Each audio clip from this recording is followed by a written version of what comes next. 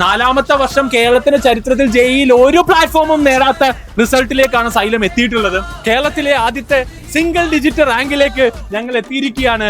കേരളത്തിലെ 2 റാങ്കുകൾ 6ഉം 7ഉം ഇത്തവണ സൈലത്തിലാണുള്ളത്. കേരള റാങ്ക് 6ഉം 7ഉം ഞങ്ങൾക്ക് ഉറപ്പായിട്ട് നിങ്ങളോട് പറയാൻ വേണ്ടി പറ്റും മക്കളെ.